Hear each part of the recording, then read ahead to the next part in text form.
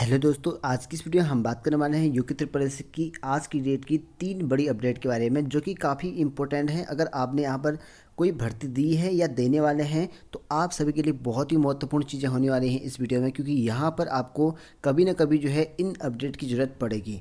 तो चलिए शुरू करते हैं आज की इस वीडियो को। और अभी तक सब्सक्राइब नहीं कर रखा मेरे चैनल को तो प्लीज़ सब्सक्राइब कर लेना, साथ में घंटी वाला आइकन प्रेस करना ना भूलना, इससे जो है लेटेस्ट अपडेट प्राप्त होते रहेंगे। तो ऑफिशियली दिखा रहा हूँ जो आज की डेट में अपडेट कर रखी है और भर्तियों के संबंध में पूरी जानकारी। तो चलिए शुरू करते हैं, देखते हैं क्या यहाँ पे अपडेट्स हैं और अच्छे से समझिए इन अपडेट्स को, क्योंकि बहुत ही इंपॉर्टेंट। तो फर्स्ट अपडेट के बारे में बात करते हैं। डेट देख सकते हैं, आज की डेट है 22/12 को।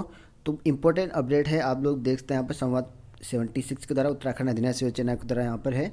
और इसमें जो विषय रखा गया है कि ग्राम पंचायत विकास अधिकारी के पद पर जो है CCC कंप्यूटर प्रमाण पत्र की आवश्यकता अर्हता के संबंध में। तो यहाँ पर ये रखा गया कि ग्राम पंचायत विकास अधिकारी यानी कि आपका BPDO में जो है आपका CCC प्रमाण पत्र है, उसके संबंध में क्या अपडेट्स है। तो यहाँ पर देख सकते हैं, आयोग द्वारा जो है 6 नवंबर 2020 को स्नातक स्तर की जो है 13 पदों का जो यानी कि टोटल जो 13 पोस्ट थे उसमें का विज्ञापन जो है यहाँ पर प्रकाशित हुआ। उनमें से एक पद यानी कि ग्राम पंचायत विकास अधिकारी है और इसके लिए जो है सेवा नियमावली में निम्न प्रावधान यहाँ पर किया गया है। तो यहाँ पर देखिए, ग्राम पंचायत विकास अधिकारी के लिए जो सीधी भर्ती है उसके लिए जो है आवश्यक ये है कि आपके पास जो है स्नातक होना चाहिए या आपके पास समकक्ष, मतलब ये है कि ग्रेजुएशन होना चाहिए, उसके लेवल का कोई भी डिग्री होनी चाहिए, BA हो BSc कोई फर्क नहीं पड़ता उससे। और यहाँ पर लिखा गया तथा वह जो है कंप्यूटर संचालन में न्यूनतम CCC लेवल का प्रमाण पत्र धारक भी हो। तो यानी कि CCC जो है कंपलसरी यहाँ पर क्या हुआ है, ऐसा यहाँ पर कहा गया है। और यहाँ पर लिखा गया है समान मामले में जो है तकनीकी शिक्षा विभाग उत्तराखंड शासन द्वारा जो है कंप्यूटर प्रोग्राम के पद पर जो है अर्हता निर्धारित का आदेश पारित किया गया है जो संलग्न है। तो यहाँ पर ये कहा गया कि समान मामला जो सेम मामला है वो तकनीकी शिक्षा विभाग यानी कि जो तकनीकी शिक्षा विभाग है उस पर जो है ये भी मामला है कि आपका जो है कंप्यूटर प्रोग्राम के पर जो है अर्हित होना चाहिए, जो कि शासन आदेश यहाँ पर पारित कर दिया गया है। तो ये चीज़ अपडेट यहाँ पर की गई है। अतः यह भी कहा गया कि यह निर्णय के अनुरूप इस मामले में भी यह स्पष्ट करना है कि न्यूनतम निर्धारित अर्हता यानी कि CCC कंप्यूटर प्रमाण पत्र एक अनिवार्य जो है अर्हता है, भले ही अभ्यर्थी इसमें उच्च कंप्यूटर अर्हता धारक हो। यह लिखा गया है कि इस विषय को जो है अभ्यर्थी के जो है तदनुसार जो है स्पष्ट किया गया। तो यहाँ विषय को है नीचे स्पष्ट कर रखा है, यानी कि आपका जो CCC लेवल का है वो तकनीकी शिक्षा विभाग के अंतर्गत ये भी मामला जो कि कंप्यूटर और प्रोग्राम का है ये भी आदेश पारित कर दिया गया, यानी कि आप CCC वहाँ पर भी चाहिए, ये कहा गया है। तो ये पूरा ज्ञापन है, देख सकते हैं यहाँ पर इस तरह से पूरा लिखा गया है। और लास्ट में आपको दिखा देता हूँ, यहाँ पे बहुत लंबा चौड़ा है। तो सीधी सीधी बात है, ये आपकी क्वालिफिकेशन रखा गया है इसमें, और ये जो विभाग ने तय कर रखा है। और इसमें मैं डायरेक्टली आपको यहाँ पर बता देता हूँ कि जो इतना बड़ा कोई नहीं पड़ेगा, तो ये रखा गया है, ठीक है। तो ये प्रेक्षक है यहाँ पर हीरा सिंह बशीरा, ठीक है। तो सचिव है उत्तराखंड शासन के, यहाँ पर देख सकते हैं 1 मार्च 2019 को यहाँ पर ये पब्लिश है, उन्होंने ये लगा रखा है। ताकि तकनीकी शिक्षा विभाग ने यहाँ पर जो विषय रखा गया है आपका कि प्राविधिक शिक्षा विभाग में कंप्यूटर प्रोग्राम कम ऑपरेटर पद हेतु जो है अनिवार्य तकनीकी अर्हता की व्याख्या के संबंध में। तो यहाँ पर जो है उसमें कंप्यूटर के लिए जो है आपको अनिवार्य रूप से जो है यहाँ पे तकनीकी यहाँ पे होना चाहिए, ऐसा यहाँ पे कहा गया है। यानी कि ये जो है नियमावली रखा गया है 2008 के अंदर।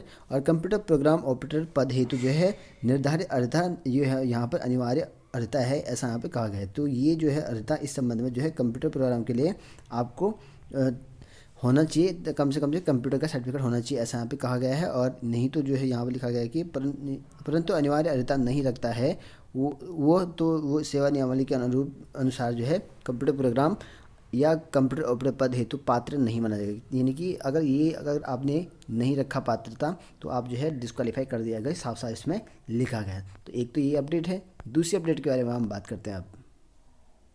तो देखिए दोस्तों, दूसरी जो अपडेट है आप देख सकते हैं, ये भी आज की डेट में है, क्योंकि यूके उत्तर प्रदेश से आजकल बहुत ज़्यादा अपडेट निकाल रहा है। संवाद यहाँ पर है 78 के द्वारा, और इसमें जो विषय रखा गया है कि ओवर अभियंता विद्युत यांत्रिकी पद कोड 52। तो पद कोड 52 में जो लिखित परीक्षा है उसके आयोजन के संबंध में एक न्यू अपडेट यहाँ पर निकाला हुआ है। तो यहाँ पर लिख देखते हैं कि प्रिय अभ्यर्थियों, जो आयोग दिनांक 20/12/2020 को 2 परीक्षाओं का निर्धारण यहाँ पर कार्यक्रम जारी किया गया है। यानी कि 2 परीक्षाएं होनी है यहाँ पे 20 तारीख को यहाँ पे अपडेट दिया था, और ये जनवरी में पेपर होने आपके। और इसमें जो है ओवर अभियंता विद्युत यांत्रिकी पद कोड 52 भी यहाँ पर जो है परीक्षा जो कि 10 जनवरी 2021 को जो है निर्धारित कर रखी, तो ये फिक्स्ड है। और इस संबंध में जो है ये स्पष्ट करना है कि यह परीक्षा दोबारा कराई जाती है। तो ये जो है री एग्ज़ाम है आपका, क्योंकि एक बार हो चुका है और धांधली हो चुकी है इसमें, उसके बाद दोबारा यहाँ पर करा रहे हैं। और माननीय यहाँ पर आयोग के द्वारा जो है यह निर्णय के अनुरूप वही अभ्यर्थी परीक्षा में प्रतिभाग करेंगे जो दिनांक 5/11/2017 को पूर्व की परीक्षा में प्रतिभाग कर चुके हैं, यानी कि जिन्होंने 5/11/2017 को पेपर दिया था वही लोग देंगे। देखिए अब 2021 में हो रहा है और 2017 कितना लेट चल रहा है उत्तराखंड, देख सकते हैं यहाँ पर लगभग जो है आपका जो पेपर है पूरा का पूरा 4 साल के बाद यहाँ पर कराया जा रहा है। तो परीक्षा जो है ऑफलाइन माध्यम से होगी। कन्फ्यूजन था जिसको कि पेपर ऑफलाइन होगा ऑनलाइन होगा, तो ऑफलाइन यहाँ पर होगी। और ये जो है पाठ्यक्रम और प्रश्न पत्र का जो गठन उसी प्रकार होगा जैसे आपका पूर्व में था, यानी कि पहले की तरह होगा। 30% जो है कॉमन पाठ्यक्रम और 70% का जो है 5 विषयों के बैच, यानी कि इलेक्ट्रिकल है, यहाँ पे इलेक्ट्रॉनिक्स है, इंजीनियरिंग है, ठीक है। तो इस तरह से पूरा सिलेबस यहाँ पर दे रखा है, जो पहले है सेम वही है, कोई भी चेंजेस यहाँ पर सिलेबस में नहीं कर रखा है। तीसरा अपडेट बहुत ही महत्वपूर्ण है, जिन्होंने यहाँ पर 2 अपडेट देख लिया, तीसरा मोस्ट इंपॉर्टेंट है, वो जो है आपके सभी एग्ज़ाम में इम्पोर्टेंट है, क्योंकि आपके आने वाले एग्ज़ाम जो है काफ़ी इंपॉर्टेंट रोल रखते हैं उस अपडेट के लिए। ये तीसरा और आखिरी अपडेट है आज की डेट का, जो कि आप लोग देखते हैं यहाँ पर 22/12/2020 को एक न्यू अपडेट आई हुई है। और इसमें संवाद 77 के द्वारा जो कि मोस्ट इम्पोर्टेंट अपडेट है आप सभी के लिए, क्योंकि आगामी जो एग्ज़ाम होंगे आपके ऑनलाइन ही होंगे अब। तो धीरे धीरे एग्ज़ाम जो है आपके ऑनलाइन होंगे। तो इसमें आप लोग देखिए यहाँ पर क्या कर रखा है कि विषय 1 से अधिक सत्र, यानी कि आपका यहाँ पर जो 1 से ज़्यादा जो शिफ्टें हो रखा है आयोजन होने वाली परीक्षाओं के परिणाम के नॉर्मलाइजेशन के संबंध में, यानी कि अगर आपका एक परीक्षा है, टोटल परीक्षा आपकी एक ही है, लेकिन उसमें जो है शिफ्ट वाइज अलग अलग यहाँ पर डे का रखा है या अलग अलग शिफ्ट में आपका पेपर हो रखा है, तो ऐसे पेपरों में आपका क्या होगा, नॉर्मलाइज होगा। ये आपके लिए हमेशा अब मान्य होगा ये चीज़ें, क्योंकि अब कोई भी ऑनलाइन पेपर होगा आपका तो उसमें एक दिन में पॉसिबल नहीं होगा, तो उसमें क्या करेंगे, नॉर्मलाइज़ करना पड़ेगा। तो नॉर्मलाइज़ करने का तरीका भी यहाँ पर दिया हुआ है नीचे। देखिए, ऑनलाइन परीक्षाओं के आरंभ के बाद कुछ अभ्यर्थियों द्वारा फिर से यह परीक्षा की जा रही है कि शिफ्ट में आयोजित हो रही ऑनलाइन परीक्षा का परिणाम किस प्रकार तैयार होगा। इस संबंध में स्पष्ट करना है कि आयोग द्वारा पूर्व में कार्यालय ज्ञापन, जो कि यहाँ पर 15/2/2020 को दे रखा है, ऐसा यहाँ पे कहा गया है कि नॉर्मलाइज प्रक्रिया एवं इसका जो सूत्र फॉर्मूला भी यहाँ पर जारी किया गया है। तो यहाँ पर देखिए नॉर्मलाइज होगा आपका, और उसका जो सूत्र या फॉर्मूला है वो दे भी दिया है। और कार्यालय ज्ञापन दिनांक 15/2/2020 की 1 प्रति सभी अभ्यर्थियों के उपयोगार्थ इस आशय से संवाद पृष्ठ पर जो है प्रकाशित की जा रही है। और यहाँ पर जो एक थोड़ी संवाद पृष्ठ यहाँ पर जो प्रकाशित कर रखे हैं, और ऑनलाइन परीक्षाओं में भी इसी प्रकार जो है आपका सूत्र के आधार पर नॉर्मलाइज प्रक्रिया के परिणाम जारी होंगे। यानी कि पहले ये आपका जो नॉर्मलाइज होगा कैसे होगा बता रखा है पहले फरवरी के माह में। तो अब जो है फिर से जो ऑनलाइन परीक्षाएं होंगी, सभी परीक्षाएं ऑनलाइन जितनी भी होंगी अब आपके, जिसमें शिफ्ट वाइज अलग अलग पेपर होगा। अगर एक ही दिन में हो जाता है तो ठीक है, तो एक दिन में तो पॉसिबल नहीं उत्तराखंड में होना, तो शिफ्ट वाइज ही होगा। तो हमेशा अब आपका क्या होगा, नॉर्मलाइज होगा, ठीक है। और नॉर्मलाइज होने का जो तरीका है वो पुराना ही तरीका है जो आपके फॉरेस्ट गार्ड में दिया है। तो नीचे यहाँ पर दे रखा है फॉरेस्ट गार्ड में। और 16/2/2020 को जो है वन आरक्षी का जो पेपर हुआ था आपका, लगभग जो है 1.5 लाख से ज़्यादा लोगों ने यहाँ पर पेपर दिया था, लेकिन कुछ कारणवश पता ही आपको। तो इसमें जो नॉर्मलाइजेशन का फॉर्मूला दे रखा है वो इस तरह से है। तो ये आपका नॉर्मलाइजेशन का फॉर्मूला है, ठीक है, ठीक है। ये आप लोग देखते हैं एम, ठीक है, नॉर्मलाइजेशन IJ करके इक्वल, ठीक है, MTG ऐसे करके ठीक है, माइनस MGG करके ऐसे है अपॉन MTI, ये इस तरह से एक नॉर्मलाइजेशन का फॉर्मूला बना रखा है। तो इसमें जो यहाँ पर लिखे गए हैं MG का मतलब है कि आपका actual mark obtain by the jth candidate in the 8th सेक्शन। तो कोई भी सेक्शन में कितने कैंडिडेट थे और उसके ऑब्टेन कितने हैं टोटल, जो एक्चुअल मार्क्स हैं वो बताना है वो, ठीक है, उसमें आपका यहाँ पे बताया जाएगा। मतलब ये इस तरह से है कि एक्चुअल जो मार्क्स हैं जिसने प्राप्त कर रखे हैं और जेथ कैंडिडेट में, ठीक है, जितने भी कैंडिडेट हैं उसमें और उस सेक्शन में, मतलब ये है कि मान लो आपका फर्स्ट सेक्शन है, उसकी टोटल कितने कैंडिडेट कर रखे हैं और एक्चुअल जो ऑब्टेन प्राप्त है उसका मतलब है।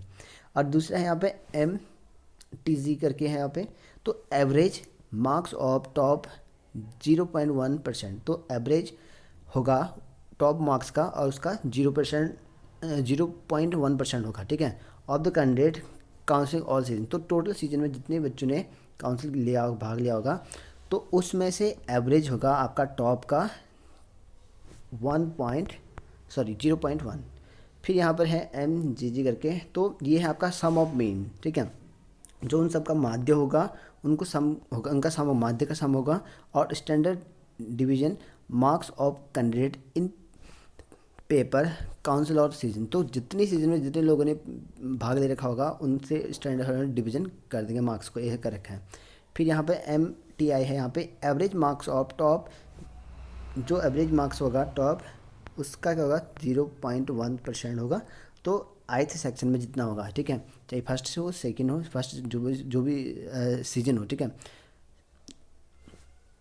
और यहाँ पर है आपका MIQ, तो ये sum of mean marks and standard division of ith season. तो यहाँ पर जो है आई सीजन में जो भी आपका सीजन हो, जो आपका फर्स्ट सीजन, ठीक है, कोई भी सीजन हो, यहाँ पर जो है आपका मीन निकालेंगे उसका, ठीक है, सम कर देंगे। तो यह फॉर्मूला जो है आपका दोनों पालियों में प्रश्नों को कठिनाई के स्तर पर जो है संतुलन बैलेंस कर देगा, इस तरह से यहाँ पे कहा गया है।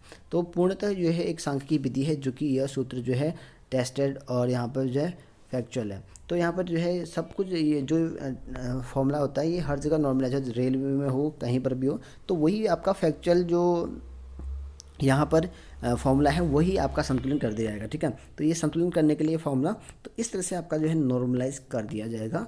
और बाकी जो है आपको देख सकते हैं कि इस तरह से ये अपडेट है, क्योंकि ये अपडेट बहुत इंपॉर्टेंट है, क्योंकि ये आने वाले जितने भी एग्ज़ाम होंगे उसमें काफ़ी ज़्यादा इंपॉर्टेंट रोल रहेगा इस एग्ज़ाम।